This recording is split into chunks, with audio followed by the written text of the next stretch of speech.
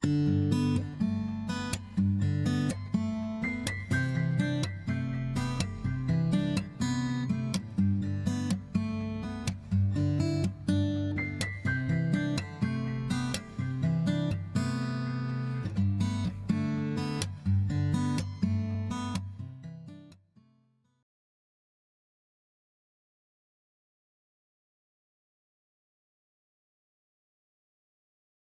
águia, volta lá e o pato.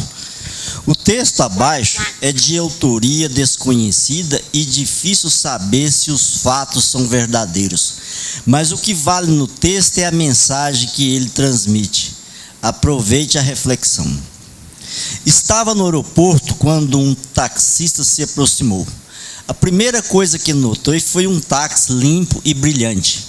O motorista estava muito bem vestido, camisa branca e calças bem passadas, com gravata. O taxista saiu, me abriu a porta e disse: "Eu sou João, e enquanto guardo sua bagagem, gostaria que o senhor lesse neste cartão qual é a minha missão."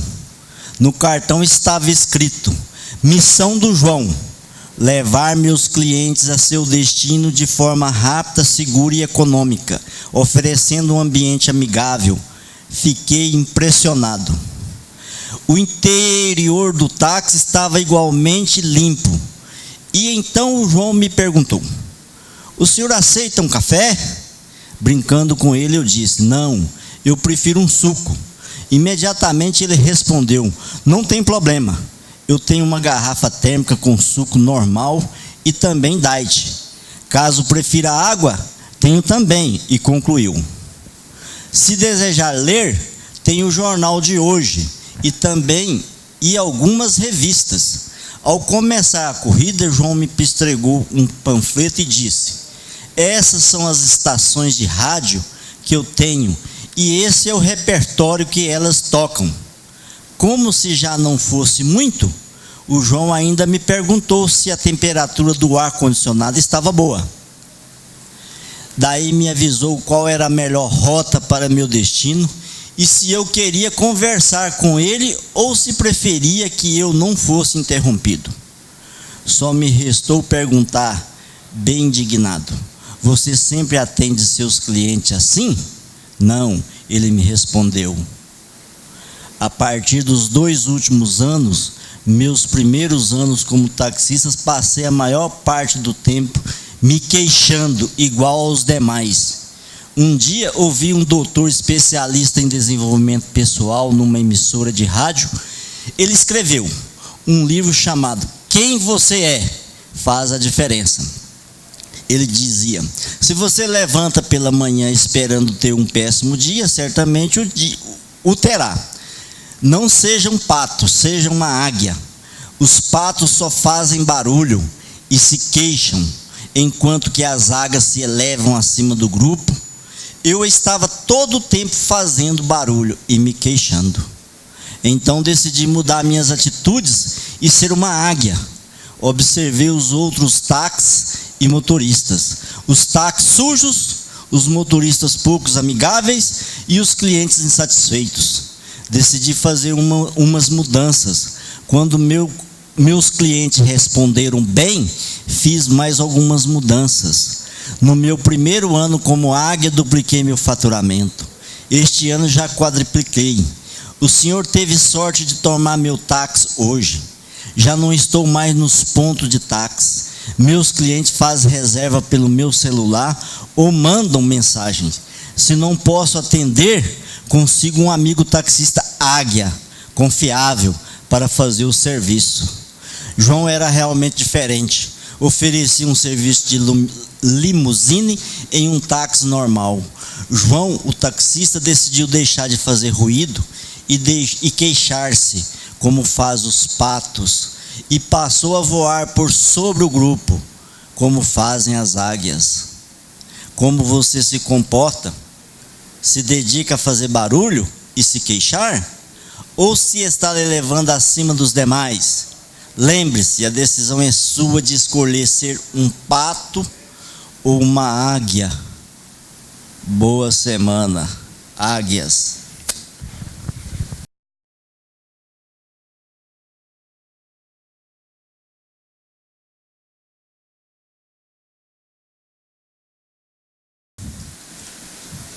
Wesley, gostei do vídeo da reunião. Tem a pauta, tudo direitinho agora. Ficou bom, ficou bom. Ficou beleza. Vamos aqui com o Zé Walter. Vamos falar da contribuição sindical. Na realidade, é valor de prestação de serviços autorizados em assembleia pelo Sindicato Duas Rodas. Então, aqui fala que não se trata de contribuição, mas de pagamento por prestação de serviço. Portanto, não é passível de oposição. Estão pedindo R$40 em maio, setembro e dezembro. De acordo com a convenção, as rescisões contratuais de empregados dispensados com mais de 12 meses na mesma empresa serão homologadas aos sindicatos dos motociclistas. E o descumprimento dessa cláusula ficam os empregadores sujeitos à multa de 800 a favor do empregado. A mesma questão da semana passada que o Geraldo colocou aqui. O que acontece é o seguinte: aí do jeito que está falando é para cobrar do empregador ou do empregado? Do empregador. Do empregador? Aqui, ó. Comércio varejista tal é de o valor da prestação de serviço em assembleia pelos motociclistas, trabalhadores no comércio varejista. Então aqui é pelos motociclistas, né? Aqui então é dos empregados. Agora é devido, não é? Como é que faz? Na realidade, a gente está sempre brigando com isso, mas só que a IN 873, acho que é 873 mesmo, né, daí? Ela prevê que o governo determinou que não, o sindicato nenhum empregador nenhum vai ter que negociar, fazer desconto em folha para pagar. Se o sindicato conseguir cobrar dos empregados, a forma que ele tiver, se é boleta, se é recibo, vai cobrar do empregado. O patrão não está sujeito. Mas fala aí, Eudes, para nós um pouquinho de si.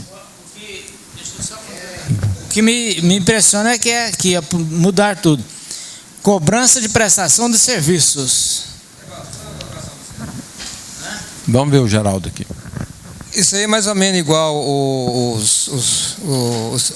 sindicato dos motéis, fora de Goiânia, hotéis, motéis. É o seguinte: a convenção coletiva deles, o que eles colocaram? Uma adicional de insalubridade de 10% para os trabalhadores. Aí, segundo eles, que não era desconto. Mas o que está determinando fazer? No mês de maio, não repassasse os 10% para os empregados e repassasse para os sindicatos, que é uma espécie de doação, para poder sair da figura de desconto. Mas se deixou de pagar, não descontou indiretamente? Então é mais ou menos igual isso aí, ó. Esse dos empregados do hoteleiro ainda é pior ainda, né? Coação. E aí o Sindicato do Comércio estipulou a multa também de R$800 para a empresa e 400 para os empregados. Agora não sei como é que eles vão cobrar isso, não. É porque o sindicato, deixa eu comentar lá um pouquinho, se a Daí quiser também comentar depois. Fala aí, Eudes. As caixas que chegam para mim eu estou rasgando todas. Não compro, não. Se depois que a MP se não passar, que voltar tudo a lei, aí eu posso até dar continuidade a alguma coisa. Mas do contrário, não estou cobrando, não estou pagando nada para o sindicato, não estou descontando nada em folha. Os funcionários que eu tenho lá, desde da mudança da lei trabalhista, todos que eu tenho lá, ninguém autorizou cobrança de sindical. E depois que veio a MP 873, né, 876, um negocinho. Eu acho que é 873. É 873 e 876, uma das duas, eu não lembro direito, exato, não.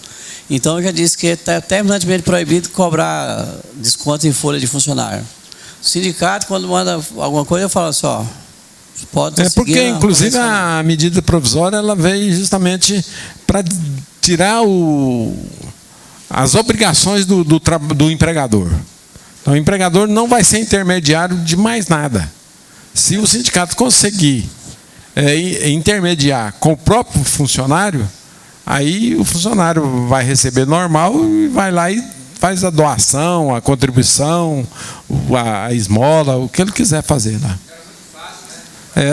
Obrigava o patrão ia para cima do empregado, o empregado não tinha mais fraco, desconto na folha. Desconto em folha, tinha penalidade para o patrão se não fizesse o desconto em folha. Então, na realidade, o sindicato está gemendo até hoje. Inclusive nós aqui como sindicalistas, a gente deveria estar apoiando essa situação aí. Mas o que nós buscamos? Nós buscamos sobrevivência. Então, o sindicato hoje tem a sobrevivência de outras contribuições. Agora, quando você oferece a contrapartida, obviamente que vai ter alguém interessado a contribuir com alguma coisa. Então, se você... Agora, o problema é que eles só querem arrecadação. Não tem. Agora, por exemplo, criaram mais uma, né? Se por acaso você resolver fazer as rescisões no sindicato, você tem que pagar R$100, 99. E o patrão também mais 99. Então, já são 200 que eles arrumaram. Agora, qual o trouxa que está querendo ir lá fazer rescisão? Se não é obrigatório, por que eu vou dar R$100, né? mais 100? Eu acredito que não. Alguém quer falar alguma coisa aí, Fábio? Fala aí. Observando que a homologação deixou de ser obrigatória, porém, se ela estiver contemplada na convenção, ela volta a passar a ser obrigatória, né? Se a convenção exigir, contemplar, como nós sabemos, 611 lá fala que a convenção, o acordo coletivo sobrepõe a lei. Eu entendo que, estando previsto a obrigatoriedade na convenção, passa a ser obrigatório. Isso sempre aconteceu quando é benéfica ao empregado, as convenções sempre sobrepunham a legislação. Mas eu acho que com a medida provisória 873, que veio acabando com essa corresponsabilidade, com intenção de cobrança de taxas que não existe, agora o sindicato tem que inventar outra coisa. Ele tem que ter criatividade e inventar uma coisa que todo mundo fala, não, vou pagar porque merece, eu recebo isso em troca, tudo. Agora, o problema é que ele só quer receber, não oferece nada em troca, né? Então, acho que é muito difícil essa convenção vir sobrepor alguma coisa, porque a maioria dos patrões está amparada na medida provisória. Puxa, a medida provisória fala que você não tem interferência nenhuma nessa hora. Ok? Quer falar mais de alguma coisa aí? Deixa o microfone ali.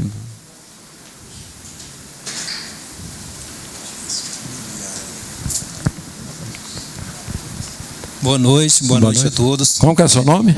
Vanildo. Vanildo. É porque eu sempre assisto pela internet, aí eu fico lá até discutindo comigo mesmo, assim, o que vocês respondem um para os outros. Tinha falado isso aqui não é assim, isso aqui é X. No caso do que o senhor perguntou, o que atualmente a gente está orientando para o nosso cliente só desconte o que tiver autorizado pelo funcionário. Independente do nome que eles der lá na convenção, falou em descontar dele, é só com autorização por escrito dele. É o que diz lá o 611. 611B. Correto. Ou seja, não adianta eles dar o nome que forem para isso, o nome disso é desconto sem autorização dele. Não tem nem o que se falar. Rasga, igual o outro falou aqui, o colega. Rasga isso aí, pronto. Pois é, justamente porque lá no 611 fala nessa possibilidade, né, da concordância dele. Agora, já a 873, ela veio justamente falar que não é para fazer desconto, que o patrão não tem responsabilidade nenhuma de repassar dinheiro para o sindicato. Mas tem Aí a negociação entre sindicato e funcionário, que aí o sindicato vai escolher a fórmula de recebê-lo. Se vai ser através de boleta, se vai ser através de transferência bancária, alguma coisa nesse sentido. Mas eu vejo esse negócio de reforma como tem um lado bom e um lado ruim. Por exemplo, deram o poder para o sindicato, 611. Deram. Poder. E tem muito sindicato aí estipulando em convenção, por exemplo, triênio, só paga, o funcionário só vai ter direito àquilo se contribuir para o sindicato. E aí, como é que eu vou discutir um negócio desse com o funcionário? Ele lê lá e diz que tem direito a triênio. Mas lá embaixo, põe lá na convenção. Cláusula tal, só se aplica se o funcionário for contribuinte do sindicato. O que o empregador vai fazer nesse caso? O interessante hoje que eu acho o seguinte, que no sindicato ele pode inflamar o empregado aí para a Justiça do Trabalho. O empregado indo para a Justiça do Trabalho, obviamente a Justiça do Trabalho ela está olhando mais a questão da medida provisória, porque lá na medida provisória fala que o patrão está desobrigado de descontar qualquer percentual, qualquer valor do empregado, né? Apesar que tem o 611 que fala, mas a medida provisória é depois do 611 e tem as convenções que tem. Agora tem que ver o que a Justiça vai entender. Ô José, repete aquilo que você falou. Como que é? Teu nome? Meu nome? Vanildo. Repete o que você falou para nós aí. É que tem convenções que estipulam que determinados benefícios lá na convenção, por exemplo, triênio, esse benefício só vai ter direito o funcionário que estiver contribuindo pro sindicato. Autorizou. Eu pergunto, Vanildo, não está certo? Aí é que tá. Tem jurista que defende que a convenção vale para toda a categoria. Não tem esse negócio de contribuinte ou não. Isso é discutível. Mas vamos pegar o pela aí. Olha, se o cara não contribuiu, ele tem direito? Olha, ao pé da letra, assim, olhando, certo? Olha, eu não cumpri nada daqui até o direito, como que o sindicato pode viver? Eu acho que o sindicato aí está correto, porque eu vou te dar isso se você for o nosso contribuinte. Pronto, acabou. Eu acho que está certo. Ok, deixa eu ver o Fábio ali. Com relação à questão, o Edi acabou de falar, a 11.467, que é da reforma trabalhista, colocou a convenção de acordo coletivo acima da lei. Mas eu estou olhando a 873 aqui, a medida provisória que foi referenciada, ela alterou aqui, incluiu o artigo 579A na CLT, mas ela colocou o seguinte: podem ser exigidos somente 2 filiados ao sindicato. Sim. Aqui, quando ela colocou isso aqui, ela está derrubando o entendimento que eu tinha, que você tinha, que o que o sindicato delibera é em prol da categoria. É justo. Né? A própria CLT, em determinados artigos, ela dá esse entendimento. Sempre teve juízes que entendem que é para a categoria no geral ou só para os associados. Mas aqui, quando ele coloca, podem ser exigidos somente dos filiados ao sindicato. Bem, se bem que aqui é a exigência de cobrança, não é de benefício, né? Então não esclareceu ainda o nosso questionamento. Mas o que eu quero ressaltar aqui é: podem ser exigidos somente dos filiados ao sindicato, inciso 1, a contribuição confederativa de que trata o inciso 4 do caput do artigo 8º da Constituição Federal. Inciso 2, a mensalidade sindical. Inciso 3 e último, as demais contribuições sindicais, incluídas aquelas instituídas pelo Estatuto do Sindicato ou por negociação coletiva. Então, certinho. A negociação coletiva, o acordo coletivo, então, se o acordo coletivo colocar, aqui a 873 não está proibindo. Ok, mas eu acho o seguinte, agora mesmo, Geraldo, passo para você. O que acontece é o seguinte, que os patrões não estão contra dar prêmios, contra assiduidade, contra triênio, quinquênio. Não, os patrões estão até bonzinho, tá oferecendo isso. O que os patrões se irrita, e o próprio funcionário também irrita, é de ser descontado. O funcionário nunca reconhece que o sindicato que batalhou para arrumar o quinquênio para ele, para arrumar a assiduidade para ele. O empregado não vê isso como positivo. Mas muitas vezes o sindicato realmente batalha para aumentar o salário dele R$100. Dos R$100, se o sindicato tirar R$10, ele vai chiar. Agora, o bom da medida provisória é que tirou da obrigatoriedade do empregador de ficar intermediário entre empregado e patrão. Quer dizer, o patrão não tem essa obrigatoriedade de contribuir mais, de descontar em folha nem nada. Se o sindicato conseguir a negociação com o próprio funcionário, aí sim. Certo. Então o patrão está mais a cavalheiro para administrar a empresa dele e parar com obrigações que tinha demais. Fala aí, Geraldo. Não, você falou mais ou menos o que eu queria falar. Se o cara é associado, ele tem o triênio, mas o outro não é associado, se a empresa quer dar o triênio, aonde proíbe? Não proíbe, justamente. Não tem lugar nenhum que proíba. Então, as empresas me perguntam, você quer dar o triênio para ele? Sim, então, não há problema. Você tem que obedecer o triênio com os associados e os não associados facultativo, não tem problema nenhum. Eu acho que não tem pecado e não tem onde proíbe. E é uma forma também do patrão fugir um pouco de criar um atrito com a convenção, né? Ali. Mas se todos os patrão fizessem isso aí que o sindicato acabava mesmo, né? Como? Dá espontâneo? Então, mas tem muitos patrões que estão usando fazer isso. Pois é, aí que vai acabar com o sindicato mesmo. O patrão só não quer ter a obrigatoriedade o outro que pagava, recebeu. E o outro que não pagava, recebeu. Aí aquele que pagava, por que eu vou pagar? Eu não vou pagar. É bom, o pensamento é bom. Ok, alguém mais quer falar sobre isso aí? Daí, quer comentar aí, Daí? Oi, Daí. Vamos falar aqui com o Everaldo aqui. Qual que é a sua pauta mesmo, Everaldo? Tem duas pautas, coisinhas simples. Primeiro, o cara, o Ronan foi embora, o cara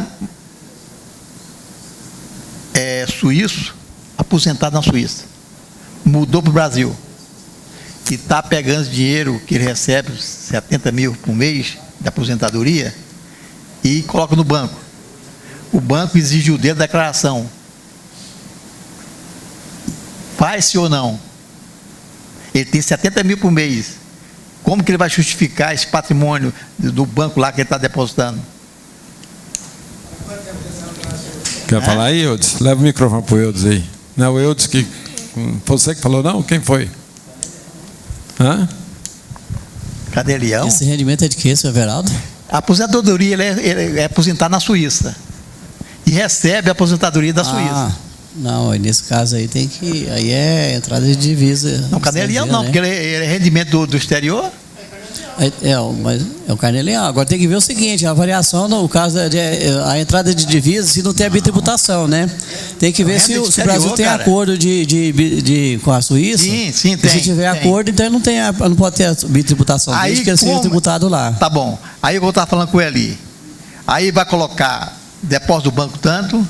E colocava no escrito lá, proveniente de aposentadoria do exterior. Não, eu comentei com o Everaldo da seguinte forma. Ele me perguntou e eu falei, olha, ele vai ter uma variação patrimonial. Porém, ele é residente no país, no Brasil, e vem um rendimento de fora do país.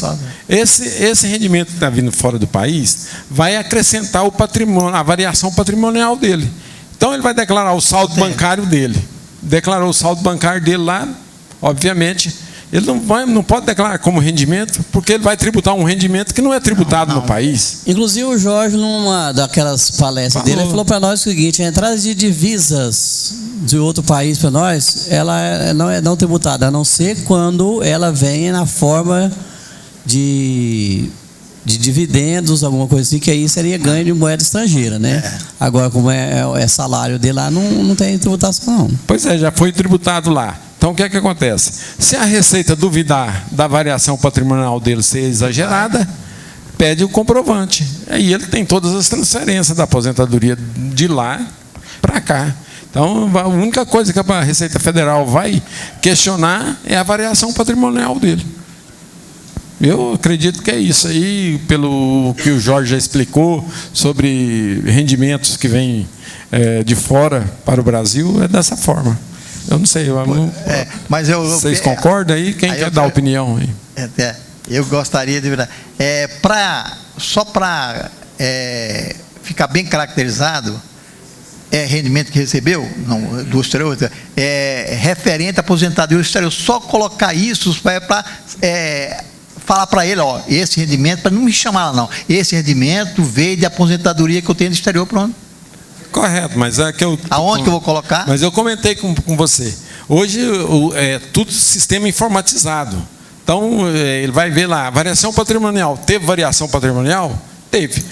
Eu acredito que nenhum auditor vai lá ler na declaração o que está explicando lá. Primeira coisa, ele vai te notificar para você trazer documentação explicando aquilo, comprovando aquilo.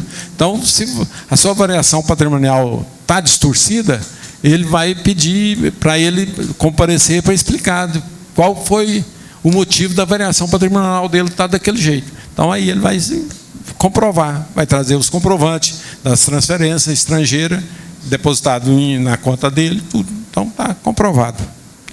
Qual que é a outra pergunta aí? Bem, eu colocaria, certo, na observação. Essa patrimônio é referente recebimento de aposentadoria do exterior, só para constar, no dia que não está aqui, ó, eu falei isso e estou comprovando. Outra coisa. Agora, lembrando aí que esse rendimento, umas vezes ele permanecendo aqui e ser reinvestido no Brasil, aí ele começa a ser tributado normalmente. Aí vai ter o ganho de capital, né? Primeiro, o Fábio achou uma resolução de consulta número 654, que dá realmente, certo, você pode apresentar o ECD extemporânea, certo, sem qualquer penalidade. O ECD extemporâneo, aquelas firmas que não estavam obrigadas a apresentar o ECD. Essa é a pergunta e resposta que tem. E segundo, não tem penalidade, certo? Se a gente apresentar, eu posso fazer agora, apresentar o ECD até o dia 31 de julho e automaticamente apresentar o ECF, tomando por base o ECD que eu apresentei. Não é problema nenhum, tá? Lembrando sempre que as empresas do Simples que quiser apresentar o ECD é na opção de facultativo. Outra coisa, se a gente for diretamente lá, eu vou colocar uma trava no programa para ele, assim, ó, todas as vezes que eu entro na SE para ligar, ele sempre vai procurar o que? Regime de caixa. Ele vai colocar o 1 que é regime de caixa. Então, 90% das empresas não é regime de caixa, é regime de competência. Então, nós temos que mudar para o 2, que é regime de competência.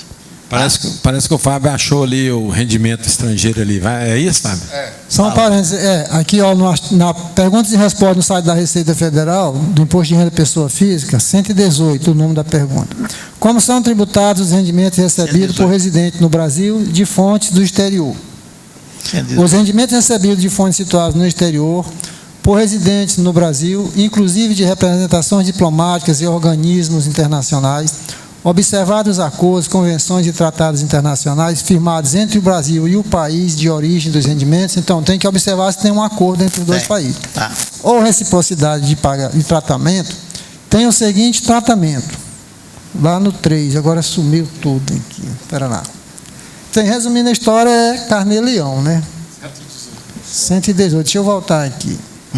Vai pagar imposto? Espera lá.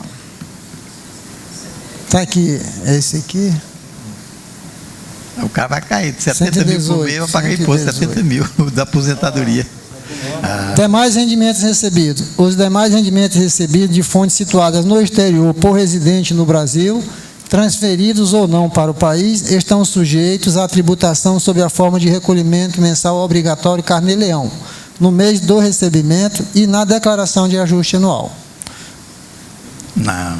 Vamos ter que verificar direitinho, porque eu discordo um pouco, mas está falando aí, né, nessa pergunta e resposta, mas pode ser uma outra forma de rendimento. Tipo assim, vamos supor, essa pergunta é para que ele reside no país, porém, uma atividade dele prestando serviço lá no exterior.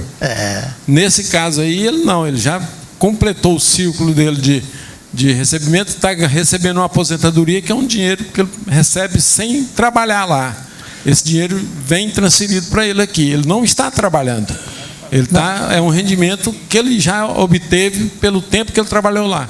Não sei, mas a gente pode ele colocou até mais rendimento, incluiu tudo, né? Eu acho que tem que observar aqui se tem algum acordo, não, acordo de reciprocidade de tratamento, alguma coisa. Se tiver, aí não paga, mas se tiver, tem que pagar. É um absurdo, né?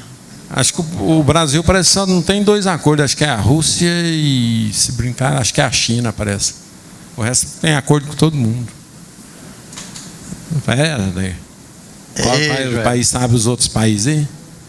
Sabe não? Tá. Fala aí, Jânio. Olha o microfone lá. Vocês estão falando aí Poderia não, você deve participar. do ganho de capital. Cheguei aqui ocasionalmente oportuno. É o seguinte: um contribuinte que ele alienou uma fazenda no ano passado, 2018, vamos supor que o valor histórico dele seria 230 e ele vendeu por 300 mil. A diferença aí estaria sujeito ao ganho de capital e ao carnê-leão? Primeiramente, você tem que corrigir o imóvel. Vai lá no ganho de capital, lança a data de aquisição, ou vê os valores direitinho, vai aparecer no carnê-leão, ou no ganho de capital. O ganho de capital geralmente tem uns valores a reduzir lá, certo? Aí você vai olhar, se for pagamento tudo à vista, aí aquela diferença apurada lá seria tributada total. Se foi financiado de um ano para o outro, você iria tributar proporcionalmente ao recebimento dentro do exercício, né? Então, mas o Eudes é bom para explicar. Vamos ouvir o Eudes ali, que o Eudes é campeão nisso aí. Empresta o microfone para o Eudes. Peraí, só uma outra questão. É um único imóvel? Sim, um único imóvel. Você tem a garantia de até 440 mil de não pagar o ganho de capital. E não pode beneficiar disso aí nos próximos 5 anos. É isso mesmo. Aí você fala assim, mas a fazenda não é considerada imóvel residencial? Sim, tem uma instrução normativa, acho que é 84, 2001, 81, 2000, um negócio assim, certo? Que determina que a fazenda pode ser sua residência. Correto. E você pode até vender a fazenda e comprar outro imóvel residencial. Tá certo? Daquele valor. Aí você não apura o ganho de capital. Como se for o único imóvel, você pode fazer isso. Entendeu? E pelo valor de 440 mil, se eu não me engano, é 440 mil reais. O único imóvel rural, ele tem outros imóveis, né? Bom, aí não. Aí não. O único imóvel. Tem que ser o único imóvel. Não enquadra nessa aí, não. Não. Aí, o que você poderia fazer? Dentro de 6 meses, se for o caso, você poderia adquirir um imóvel residencial. Se você adquirir pelo valor total da venda, né, o imóvel residencial que você adquirir, um ou vários, né, imóveis, né, ele estaria amparado pela lei lá, entendeu? Que determina que você pode comprar imóvel até 6 meses depois, da venda. Ok, o Otávio foi feliz. O Otávio foi feliz que já foi nos benefícios. Aí eu já te expliquei a forma de vender como se não existisse benefício nenhum. Deixa o Eudes dar um comentário, depois o Geraldo vai dar um comentário. O imóvel, se foi adquirido antes de 1997, de outubro de 1997, ele tem uma forma de tributação. Se foi após isso aí, é outra forma de apuração do ganho de capital. Se for antes de 97, vai pegar o valor que está no valor histórico de aquisição, lá no imposto de renda, aquele valor, ele está do imóvel, é isento. Aí tem que verificar o seguinte: de acordo com a venda, vai estar especificado o que é benfeitoria e o que é terra nua. A benfeitoria, ela vai estar isenta e vai pagar ganho de capital sobre a terra nua menos o valor de aquisição. Isso até 97. Se for depois de 97 a aquisição, aí pega o VTN do ano de aquisição menos o VTN do último ITR apurado, ou seja, de 2018, esse vai apurar o ganho de capital. A diferença desses valores da venda menos o VTN, ele vai jogar em receitas da atividade rural, vai incorporar junto com toda a receita que tem na atividade rural e apurar naquele ajuste lá depois, vem para a tabela progressiva. Digamos, por exemplo, ele vendeu o imóvel lá R$1 milhão.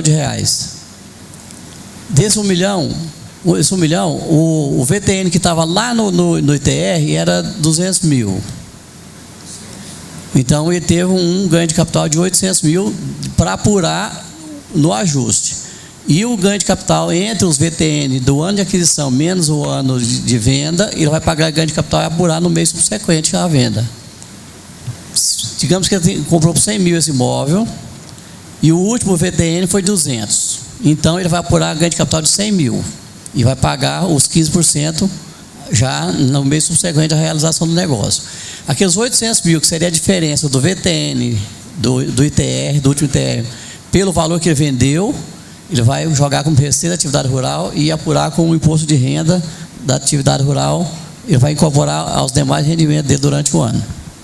Vai pagar imposto de renda no ano subsequente. Pegando o ITR lá, né? Ok. É meio complicado, mas fica mais barato, inclusive. Você tem o dispositivo dessas regras aí? A lei 9397, se não me engano. 9397? Parece que é 9397, que é a de 97. Ou é 9797? Um negócio assim, 9397 ou 9797. Eu estou com pergunta e resposta aqui, vou até dar uma olhada aqui, que eu estou vendo outro negócio. Vamos ouvir o Geraldo um pouquinho. Vamos ouvir o Geraldo. Mas vamos lá, falou tudo que eu ia como falar. diz o Ronan aí, e todo mundo fala, nós somos um grupo de estudo, então vamos aprender com todo mundo. O que eu ia falar é o que o Eudo falou. Ganho de capital somente da terra nua.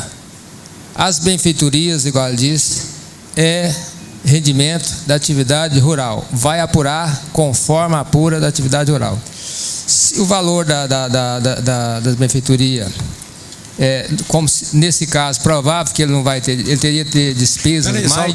Perguntando um negocinho que eu não entendi. Tudo bem, eu vou fazer sobre as benfeitorias vão para o rendimento da cédula rural lá, do rendimento rural. E eu vou considerar só o valor total da terra nua?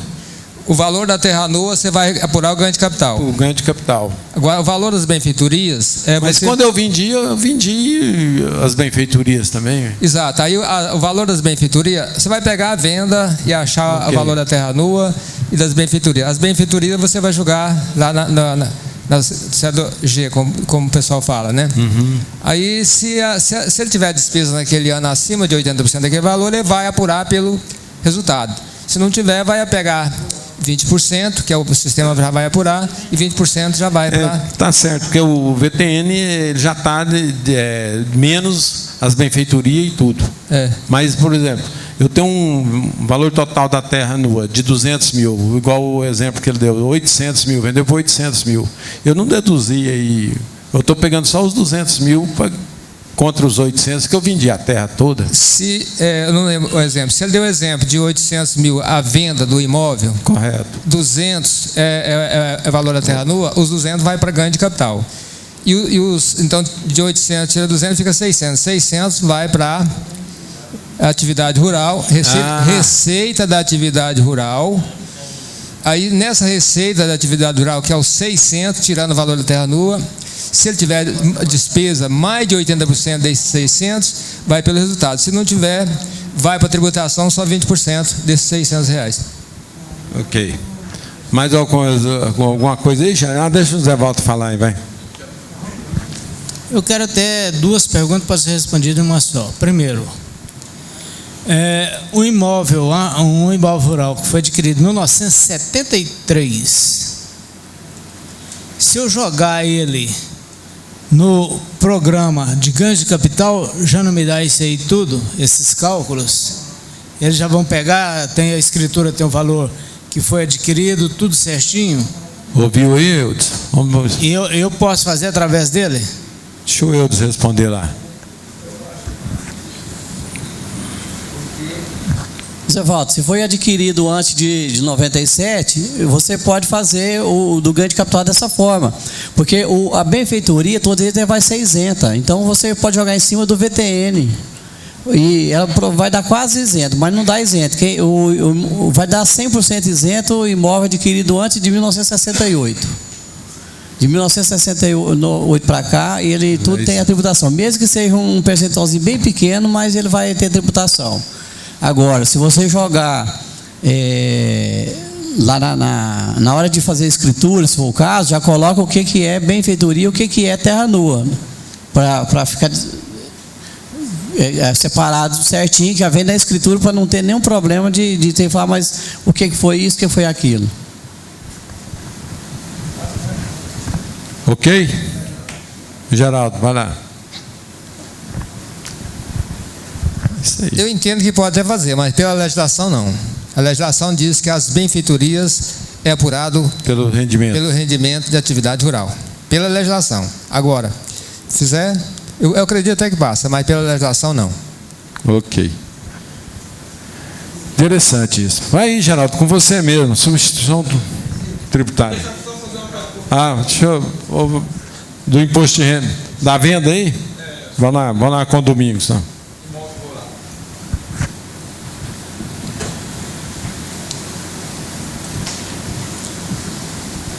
É o seguinte, me surgiu uma dúvida quando o Otávio colocou que o imóvel rural considerar como imóvel residencial, como residência. Eu pergunto, a minha residência eu posso caracterizar em mais de um imóvel? Ou, nesse caso, eu só posso considerar quando eu morar lá na minha fazenda, diretamente, não tiver outra residência em outro local? Não. É o seguinte, você para a Receita Federal, você declina o seu domicílio residencial. Tá? Agora, para fins tributários, eu posso considerar a propriedade rural como residencial. Tem a instrução normativa, eu estou olhando aqui com o Fábio aqui, se eu não me engano é 84/2001. Eu estou verificando aqui, qualquer coisa, se eu conseguir verificar aqui, eu te falo. Ok, a forma que eu perguntei é o seguinte, eu posso considerar a minha residência como sendo em mais de um imóvel? Pode. Sem problema. Eu moro na cidade, tenho uma fazenda, tenho uma casa lá, eu vou vender minha fazenda, eu vou falar, não, é imóvel residencial, porque eu tenho minha sede lá. Tranquilo? Deixa o Fábio, mas o Otávio pesquisar ali, mas eu entendo o seguinte, para o benefício dos 440 é o único imóvel. Agora, para aquisição dentro do prazo de 180 dias, aí você pode ter a fazenda como imóvel residencial e pode ter a sua residência na cidade, para fins dos 180 dias. Agora, para os fins do benefício de 440 mil, mas deixa eles pesquisar ali, para ver se eu li rápido demais, mas eu acredito que para o benefício de 440 mil isento, é o único imóvel. E para benefício de vender e comprar outro imóvel de 180 dias, pode ter a fazenda considerar como imóvel residencial e o seu apartamento, sua casa, sua residência em outro lugar. Okay? Mas deixa eles confirmar lá para nós. Vamos ali ver com o Geraldo ali, enquanto eles pesquisam. Substituição tributária, Geraldo. Antes da substituição, deixa eu voltar. Imóvel residencial não é caracterizado pela moradia do proprietário. É aquele imóvel que ele é específico para residir, não importa quem. Entendeu? Então a pessoa pode ter vários imóveis residenciais, vender um e ser beneficiado, só que não pode beneficiar dentro de 5 anos do outro, né? Otávio, eu acho que essa pergunta aqui, eu acho que você, qualquer colega, vamos ajudar. Eu até discuti com o Fábio. Substituição tributária, chegou uma nota fiscal para a empresa com os NCM 85 17 62 59. O que é isso aí? É o material elétrico, que fala material elétrico, na verdade ele é peças de telefone, centrais, essas coisas, né? Veio com a nota com substituição tributária. Eu entendo que ela veio devida, porque conforme eu pesquisei, veio de São Paulo, ela estava no protocolo 83, que é o protocolo de materiais elétricos São Paulo e Goiás. Só que Goiás fez a denúncia desse protocolo e vários outros. E foi confirmado pelo decreto estadual, Cefaz, 9.112/2017. Então, no meu entendimento, se eu estiver errado, vocês podem corrigir. Está errada essa nota. Qual o procedimento que essa empresa vai ter que fazer? Eu dei uma orientação lá, vamos ver se os colegas vão ter a mesma orientação minha.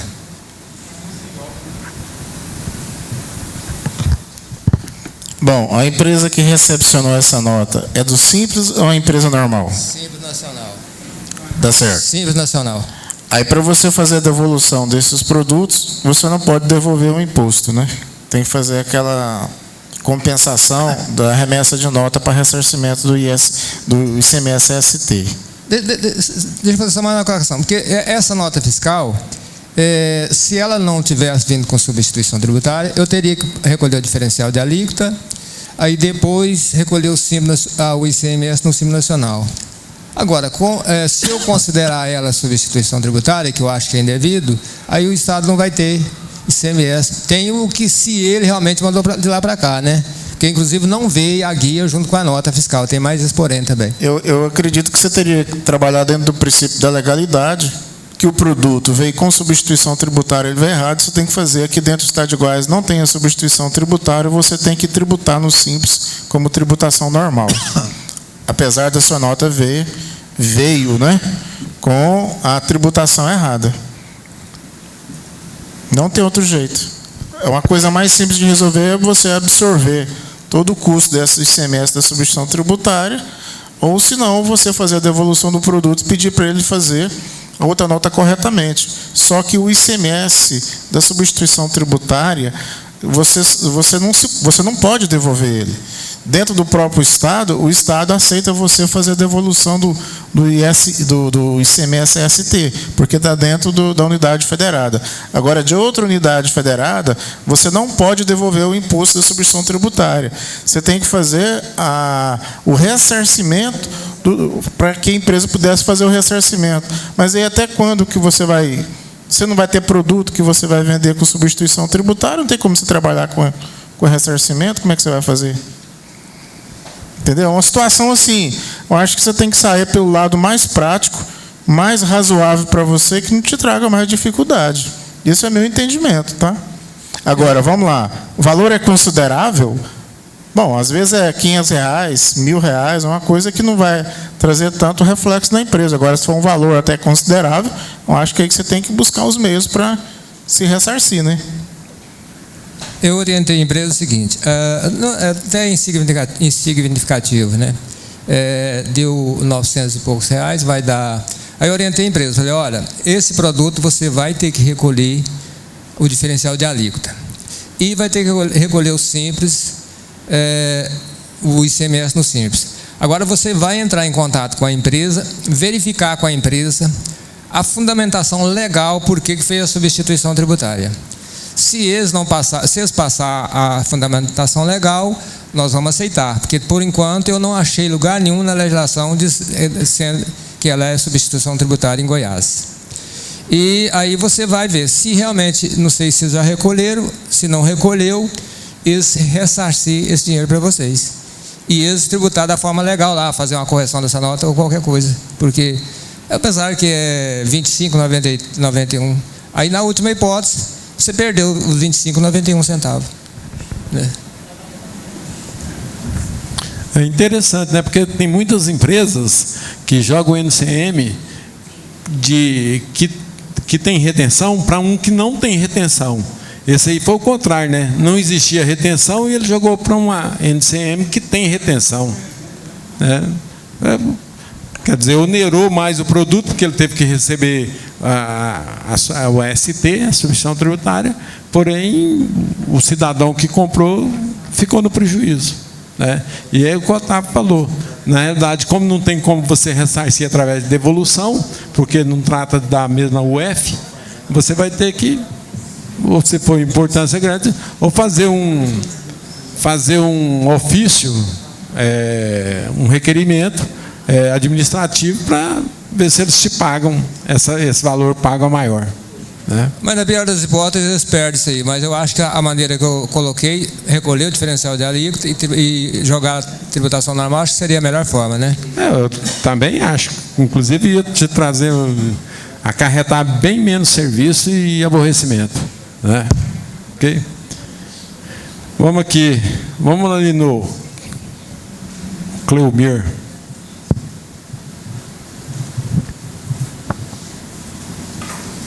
Meio da metade. Meio aqui eu tô em dúvida. É o seguinte, eu desenquadrei a empresa, né, lá no site da Receita Federal. Agora, o que eu tenho que fazer mais além disso? Isso que eu preciso saber.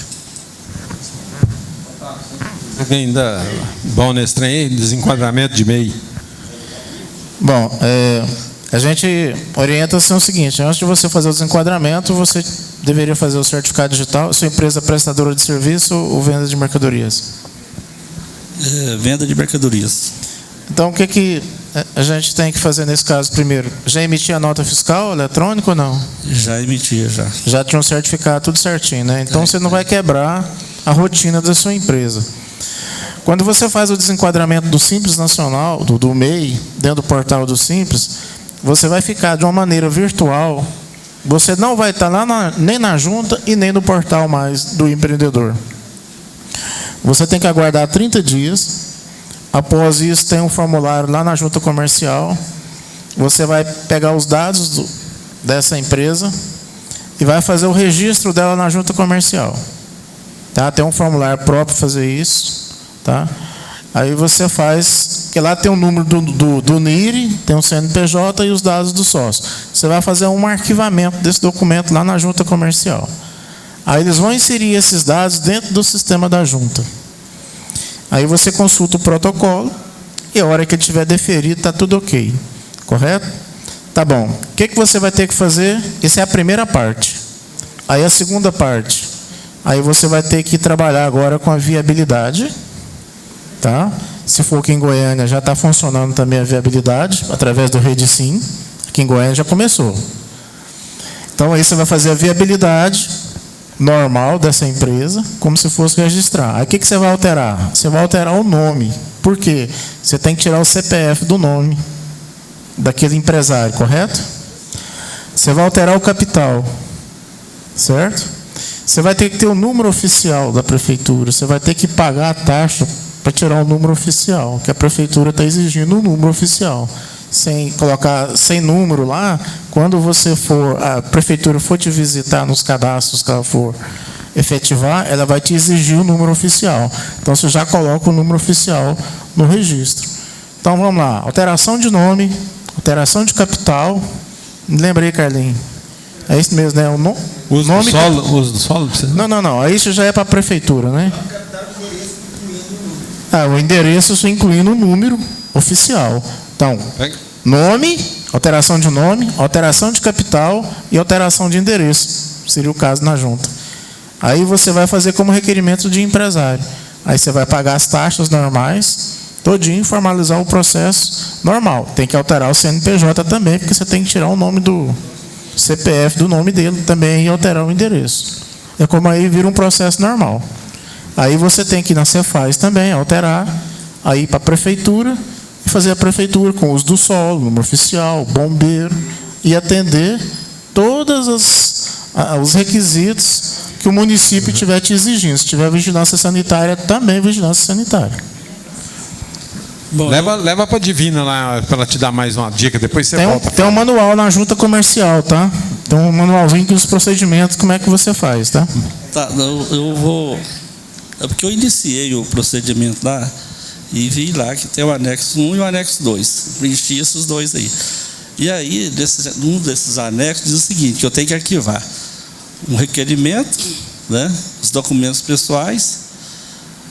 Aí que eu fiquei na dúvida, porque pensei que o requerimento seria essa alteração do registro lá do empresário, né?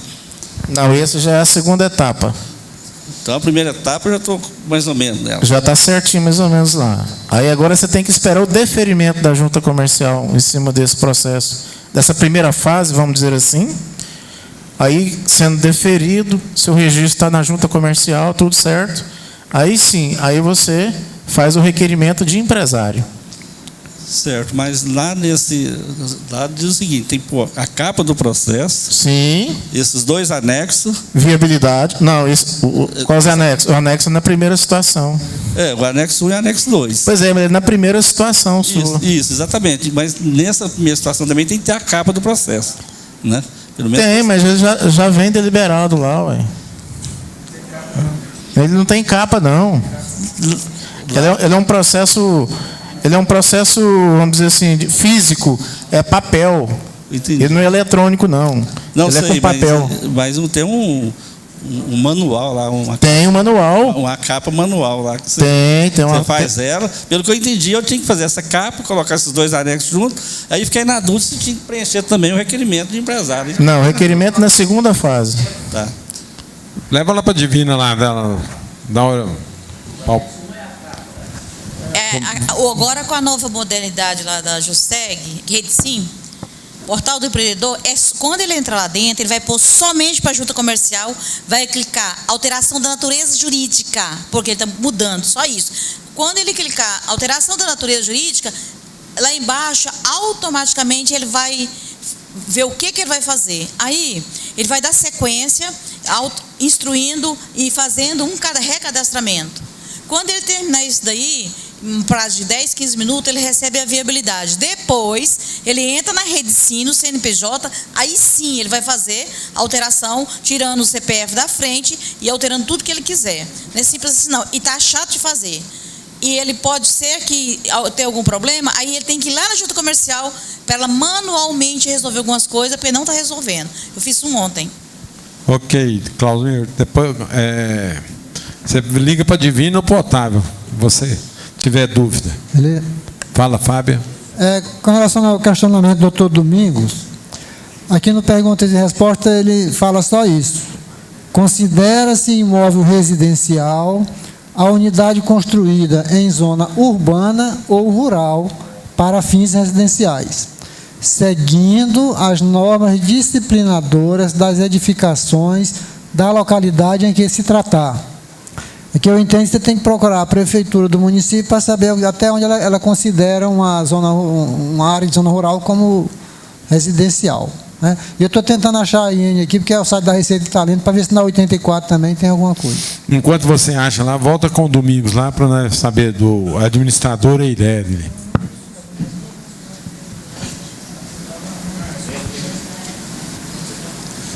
É o seguinte, Domingos, eu estava falando aqui. Verifica a instrução normativa 599/2005 e a instrução normativa 84/2001. Ela que trata do ganho de capital, tá? Inclusive da atividade rural, onde o Eudes tocou nesse assunto aí, ó. Então a 599/2005, instrução normativa da Receita, e a 84/2001. Você lê essas duas aí, você vai matar o que você está perguntando aí. Muito obrigado. É o seguinte, meu caso aqui, é um exemplo, a pessoa, ele tem imóvel e ele constituímos uma Eireli com a finalidade de incorporar esses imóveis e para facilitar a questão tributária. E ele já é aposentado, está insatisfeito com a questão da retirada que é tributada o prolabore dele. Então, se criou-se uma ideia de colocar uma pessoa para administrar essa Eireli e vou incorporar ela no contrato da Eireli e coloca esse administrador e o dono não vai ter... Não vai fazer retirada de prolabore, só em cima dos resultados. Isso para ele ficar isento da questão da tributação sobre o prolabore dele. Esse procedimento está correto? Alguém quer dar palpite aí?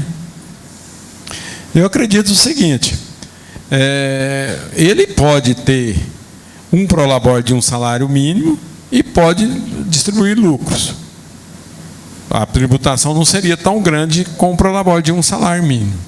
Então, aí já está resolvido uma questão. Caso da contratação de administrador pela CLT, ele não poderá enquadrar no Simples Nacional, mas aí o ramo dele não é do Simples Nacional, né? Que é locação de bens próprios, não pode enquadrar no Simples. Então, não tem problema. O único impedimento da contratação do administrador para administrar a empresa seria a questão no Simples Nacional, que a empresa do Simples Nacional não pode contratar administrador, certo? E ele tem essa opção, então, como a atividade dele não é simples, não é do Simples, ele pode resguardar também, evitando a contratação desse administrador, fazer um prolabore de um salário mínimo e participar da distribuição de dividendos. Sim, sim. Não, ele teria que respeitar o capital na Eireli de 100 mil. Se ele quiser, que ele tem que transferir os imóveis para a empresa, porque a atividade é de aluguel de bens próprios. Então, os bens têm que estar no nome da empresa, para a empresa fazer o faturamento através do aluguel dos imóveis, que pertence à empresa, que ora era dele. Então, como ele vai ter que transferir os bens para a empresa não vai comprar os bens dele. Então, ele vai e integraliza o capital. Espera só um pouquinho. Uma forma é o seguinte, isso aí tranquilo, foi feita a integralização de capital através dos bens dele, né?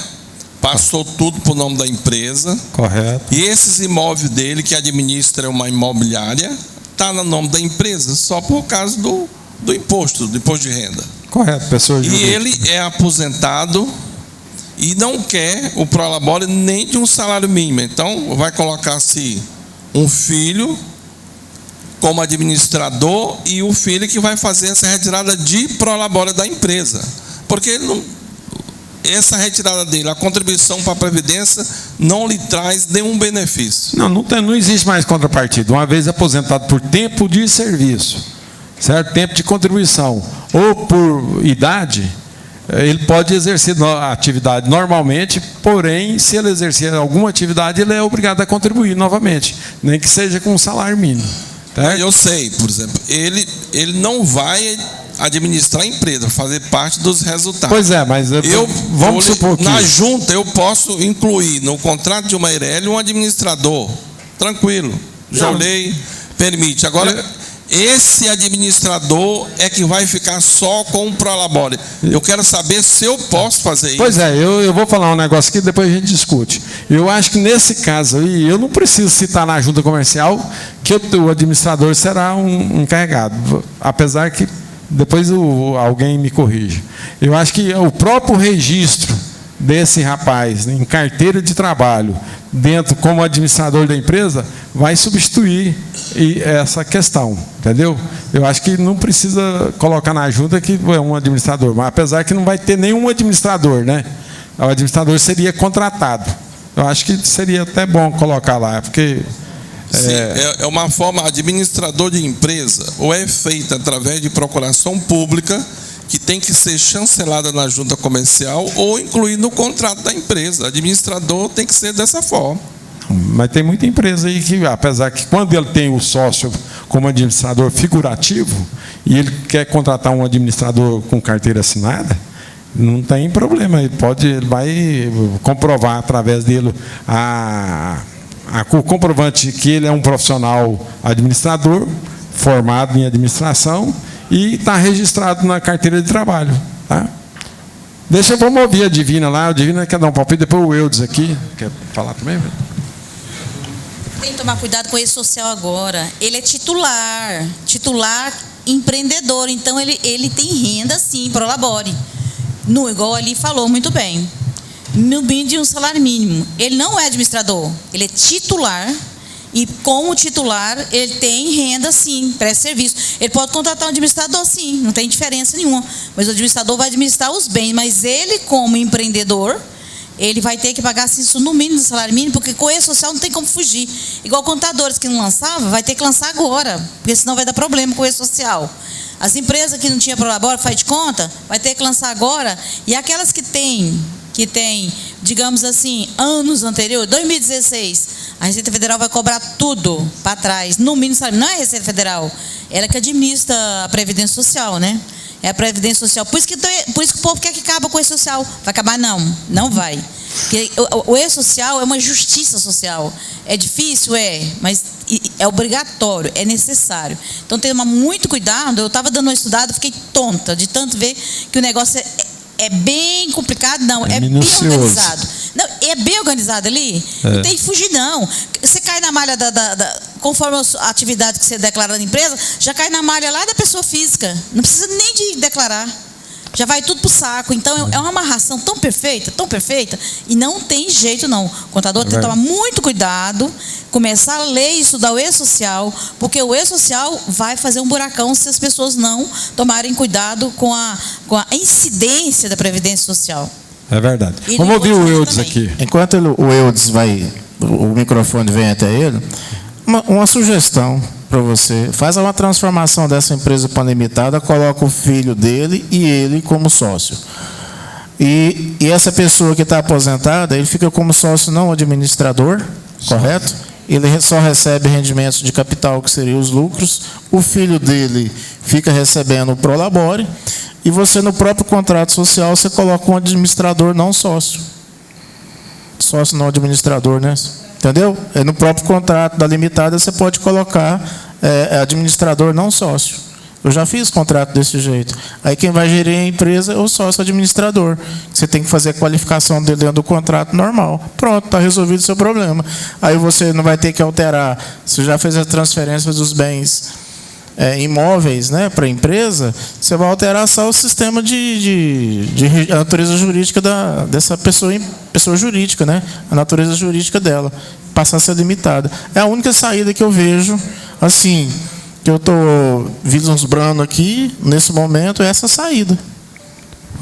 Ok, Eudes. Eu já tenho uma opinião diferente. Por isso que é o seguinte, a partir do momento, eu vou começar de trás para frente. A partir do momento que ele colocar uma pessoa como sócio, automaticamente ele está cedendo uma parte da empresa para essa pessoa. Sendo essa empresa que contém bens imóveis, automaticamente também ele está cedendo parte da herança. Ele teria que pagar o ITCMD sobre a doação dessa pessoa. Porque o caso que eu já vi na Cefaz, porque isso aí vai para a mão do Cefaz, muito embora a empresa não seja gerida pela Cefaz, mas quando tem essas questões de imóveis, eles estão... A junta fornece o contrato para o Cefaz. A Cefaz, o pessoal do TCD, eles têm de acesso à junta diretamente de todas as alterações contratuais. Isso eu já tive a oportunidade de ver dentro da Cefaz. Falou em doação ou herança. Então, eles observam todas essas informações, e aí, o que ele vai falar assim, ó, se você tem um patrimônio de 1 milhão, por exemplo, mas você colocou seu capital social de 100 mil, e você vendeu 10 para a pessoa ali, como é que você está jogando fora um patrimônio de 1 milhão por 10 mil? Isso é que eles estão observando. Então, isso aí tem que prestar muita atenção nisso aí. Eu faria diferente. Eu tenho empresa no escritório lá, que ela é uma Eireli, e lá no cláusula de administração, nomeado um administrador como o administrador dessa empresa. Então, o titular, ele não participa da administração da empresa de forma alguma. Na cláusula de administração, a empresa é administrada por fulano de tal, pessoa com formação em administração de empresas, porque o CRA também está observando isso aí. Já teve 2 empresas minhas que foi fiscalizada para ver se o administrador estava, mas o proprietário, mas o proprietário, então, ele pode ser administrador independentemente de ter formação ou não. E nesse caso, essa empresa, ela tem formação, tem o administrador, ele é formado, tudo normal, sem problema, com o registro do CRA, e ele administra a empresa, e é ele que tira o prolabore, um rendimento como administrador. Então, o titular não tira. Eu tenho a minha opinião nesse sentido aí, colocar o administrador. O titular vai depender muito da contabilidade. Mas se na contabilidade ele não tiver a figura do prolabore para ele, ele não tem. Aí não precisa contribuir. Então assim, o que a Divina diz que ele é o titular, ele teria que ter pro social, então eu teria que ver, aprofundar mais esse estudo de social, que é novo, né? Mas a questão de nomear um administrador, pode ser nomeado, também teria que verificar sobre ele ter a formação de administração de empresas. Aí o titular não deveria ter recolhimento nenhum. Agora, eu sou totalmente contra ele ceder parte da empresa dessa forma, como transformando ela em limitada, sem ter que fazer o pagamento do ITCMD, porque poderia ter que o tiro dar no pé e lá na frente ficar pior. Porque também, como você falou, quase que existe uma impossibilidade, porque se eu se eu tenho um capital de 100 mil reais e vou ter um patrimônio de 1 milhão, eu tinha que ter dinheiro para comprar, a não ser que eu comprei financiado, né? Criei um passivo para um ativo. A partir do momento que ele integralizou todos os bens na pessoa jurídica, ele teve que pagar ITCMD, no ITBI, para a integralização, porque isso aí os municípios todos estão cobrando. Estão cobrando agora, que até aí, tempos atrás não cobrava, mas já tem uns 6 anos, 10 anos. A lei complementar, eu acho que é 94, da Prefeitura de Goiânia, que ela é de 2005, ela já tem essa previsão, e está previsto também no artigo 156 da Constituição, né? Essa cobrança do ITCD. E do ITBI na integralização de bens capital. Quando você fala, repete. Quando os bens foi inerente à receita e não tem o ITCD, né? Parece. Ela diz o seguinte, que quando se a atividade preponderante da empresa não for atividade mercantil, locação ou arrendamento, aí não tem ITCD. Segundo, não tem ITBI. Segundo, é lei municipal, né? No município, não, mas na Constituição também, no artigo 156 da Constituição 156, fala sobre isso. No inciso 2º, ela fala isso aí também das atividades preponderantes. Então, os municípios, praticamente 100% dos municípios constam isso aí no Código Tributário do município. E eles cobram o ITCD. Estão cobrando ITBI, né, no caso, né? ITBI, que aí é o intervivos, né? Edificação também. Porque aí nesse caso aí era a transmissão intervivos. Intervivos. Domingos, mais alguma questão aí? Microfone lá para o Domingos, tá? Peraí. Pode falar aí enquanto o microfone chega lá. A questão aí é se não querer ter uma retirada para não pagar o prolabore, né? Aí me parece que lá no decreto 3.048, o doutor Adair aqui, que é o cara da Previdência, qual é a situação que é obrigatório pagar o prolabore, ter uma retirada? Porque eu entendo que eu, como comerciante, eu posso colocar que eu não tenho remuneração e não sou obrigado a pagar o prolabore.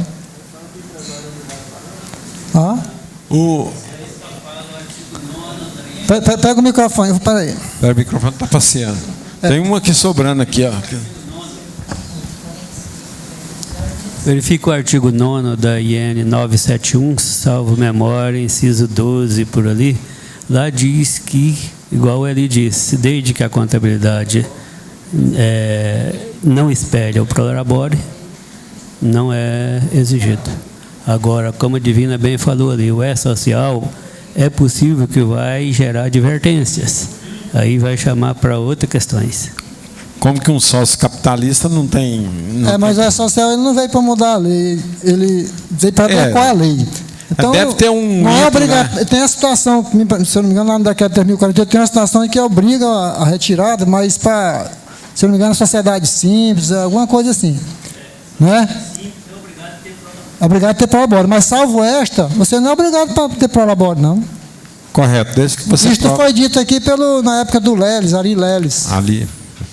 Pois é, mas justamente o Ari comenta também que se você fizer a contabilidade, que não prove na contabilidade que você tem prolabore, você está isento também de recolher. É no caso de uma fiscalização. Agora, que a Divina comentou, mas deve ter uma situação dentro do E-Social que pode discriminar isso aí. Não, mas não vai punir, porque o E-Social ele não pode criar norma. Pois é, por exemplo, deve ter uma situação lá, um número lá qualquer que você coloca, uma situação da advertência, né? Tá. Domingos. E uma forma, por exemplo, essa empresa, ela não é quem administra os imóveis dela, é uma imobiliária. Agora, o que me deixou temente aí, na questão do administrador ser uma pessoa que tem que pertencer a um conselho, ser um administrador. E agora é que o Otávio colocou para você...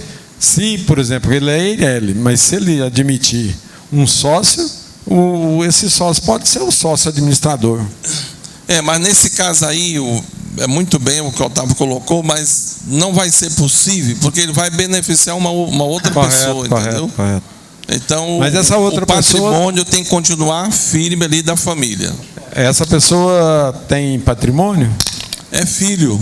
Mas mesmo assim o cônjuge não aceita, porque vai beneficiar um filho e não beneficiar o outro. Tranquilo. Fala, Otávio. Mas muito obrigado. Eu vou repensar mais. Aqui é o artigo 9º que o Odair falou aqui. Está no inciso 12. Está falando que quem são os contribuintes, né, para a Previdência Social. O inciso 12 está falando no item aqui, desde que receba remuneração decorrente do trabalho na empresa, o empresário individual e o titular do capital social da empresa individual de responsabilidade limitada, conforme definidos nos artigos 966 e 980-A da Lei 10.406, que é o Código Civil. Aqui matou, hein? Tem como você fugir. Desde que preste serviço, né? Desde que preste. Não tem como. Ok. Vamos aqui então. Já resolveu o problema aí. Vamos falar com o João aí, ó. Vendas de cartão de crédito. Eu não é nenhum questionamento, não. Assim, eu não sei se alguém tem dificuldade para controlar a venda de cartão de débito e crédito na contabilidade. Eu descobri uma fórmula lá, eu não sei se é interessante, alguém quer saber disso aí, se não for, eu também popular. Uai, a planilha Excel pode mandar, não, todo mundo tá assim. Porque geralmente os sistemas hoje separam isso, né? Então, se o sistema separa, já fica melhor, porque você fosse separar lá bilhetinho por bilhetinho, e tá danado, né? Porque aí, por exemplo, as vendas de cartão de débito, por exemplo, vendeu num dia, você recebe no outro, né? Correto. As vendas de sexta, sábado, domingo, você recebe na segunda. Correto. Aí tem um relatório que as operadoras de cartão de crédito fornecem também diário, né? Só não sai o número da nota, mas a hora da venda, o valor valor líquido que recebe, o valor bruto. Então fica bem fácil para controlar. Mas se quiser compartilhar, põe lá no grupo lá, ué. Compartilha lá, será bem-vindo. Seja bem-vindo. Mais alguma pauta aí, gente? O Carlos. Vamos ouvir aqui a pergunta do Carlos, gente. Estou com uma dúvida aqui em relação a DME mesmo. Ela é só para, no caso, em espécie. Sai do caixa da empresa. Só em espécie. Só. Se ele fizer a retirada com... Acima de 30 mil. 30 mil para cima. Tem esse detalhe ainda dos mil, né? 30 mil reais. Agora pode ser, dentro do mês, você receber 6 de 5, você está dentro. Não precisa fazer DME. Não, 6 de 5 precisa. Mas não é dentro do mês, né? Tá certo. Dentro do mês. Não, tá correto. Um detalhe agora, peraí. E se for com cheque? Não, aí é operação bancária. Já não precisa de fazer. Você contabilizou como banco, entrou no banco, você tem a prova. É em espécie mesmo. Só espécie mesmo, só isso. Ele tem saldo, tem como tirar, beleza. Não, então é tranquilo. Valeu, obrigado. Então, pessoal, dá tempo de ver o Vila Nova ganhar, o Atlético ganhar. Não sei, vou olhar aqui. A primeira vitória dentro aqui do Vila, rapaz.